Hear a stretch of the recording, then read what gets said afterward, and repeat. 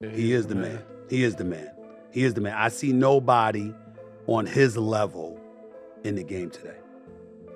And I love boxing, but I see no one on his level. On his level. In a completely unfiltered interview with Stephen A. Smith, Mike Tyson didn't hold anything back while speaking about Floyd Mayweather. Instead of simple criticism, Tyson dropped explosive comments that shook the boxing world and questioned the foundation of Mayweather's entire money empire. During the discussion, Smith also revealed details about the strategy Floyd could use if the rumored exhibition fight with Tyson ever becomes reality. The conversation quickly turned into one of the most intense debates about legacy, money, and true greatness in boxing. He said, I'll just toy with him and keep him around until around the 8th or the 9th round. And that is exactly what Floyd Money. Tyson, never known for staying silent, openly attacked Mayweather's legendary 50-0 record. According to Iron Mike, an undefeated record alone does not automatically make someone the greatest fighter in history. His blunt comments directly challenged the reputation that Mayweather has spent years building. But Floyd's a great fighter, don't get me wrong. Yeah. He had 50 fights and he says, listen, Sugar Ray Robinson had 47 fights. He lost one, then he had 78 fights.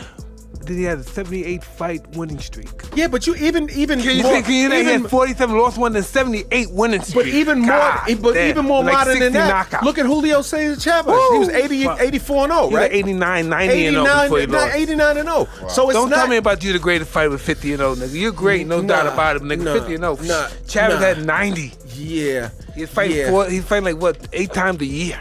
Yeah, it's more to it than whoever that. fought him. Whoever's in the ranking. Well, I think it's all subjective. Picking whoever you are, come on. I think there are more metrics and more measurements that have. The tension reached another level when the topic shifted to Mayweather's bold claim of being the greatest boxer of all time. Floyd has often placed himself above legendary figures such as Muhammad Ali, proudly stating that his achievements and perfect record make him the true GOAT of boxing. Okay, Ali.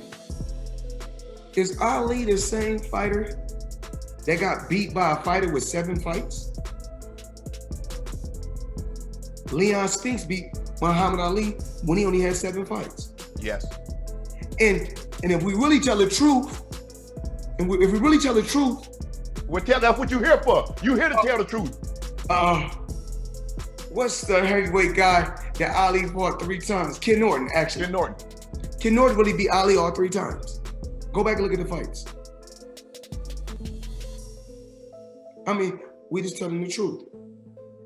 And I love Ali, of course.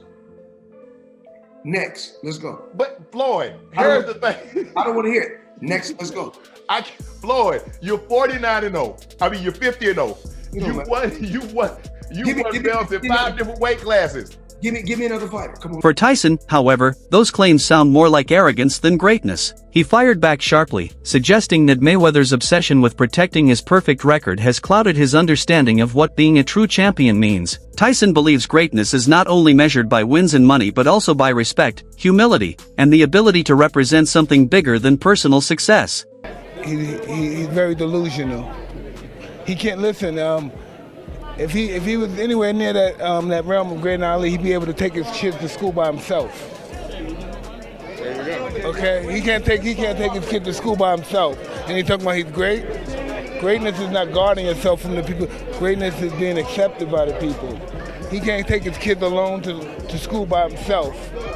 He's a little scared man. He's a very small, scared man. But the criticism didn't stop at Mayweather's ego. The conversation soon shifted to rumors circulating within the boxing industry about Floyd's recent business moves. Observers have questioned why a fighter who claims immense wealth continues to schedule multiple exhibition fights against relatively unknown or inexperienced opponents. The sudden wave of these high-paying events has led some fans and analysts to wonder if the financial situation behind the scenes might be more complicated than it appears. It's like, Mayweather's broke. I said, no. He's like, no, really. Mayweather's broke. Now, I don't know if it's true. Right. This is what this guy told me. I'm like, how could he be broke? He's like, yo, he spends like crazy. Yeah. Spends like I crazy. mean, it only could go but so long. I mean, and you're not fighting. Yeah. Because I don't see Mayweather even doing any goofy shit like that. But you would think that your investments would continue to grow. Right. As long as you keep your spending under wraps. Like right now, like I could retire right now. This could be my last interview ever. Right. And with my investments, I invested into a lot of great companies like Google and Amazon and Tesla over the years, and those companies have all grown and continue to grow, right? And I could actually borrow money against my stock portfolio without even selling my stocks. Right.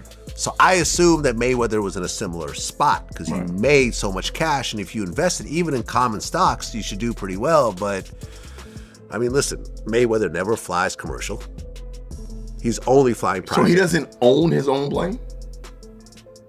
I don't think so. I've never seen a Mayweather plane, like a Drake plane. I've never seen that. Not to say that he doesn't. I don't know Mayweather like that. I've never even met him. So I don't know. I mean, you have a lot of properties. You have a lot of money you're constantly spending. Right. I don't know. Remember at one point he said he was buying like the jewelry district building. Yeah, and they said that wasn't that true. Was yeah. I don't know, man. I don't know this man's finance, but this guy told me that Mayweather. Behind the spotlight, several controversies have added more fuel to the discussion. One of the most talked about claims came from Logan Paul, who publicly suggested that he had not been fully paid for their huge crossover exhibition fight in 2021. Such accusations have raised eyebrows, especially considering Mayweather's reputation as one of the richest fighters in boxing history. Paid from that? He still owes me $1.5 million. Maybe more. How does he owe you the money? Why don't you just like... Here's what happened. He pre-sold the fight using my likeness to some company in, I think, Dubai or like the Middle East. This is my understanding of it, for $10 million cash. We ended up doing the fight in the States with a different company. That is the company that put on the fight. That is the company that paid.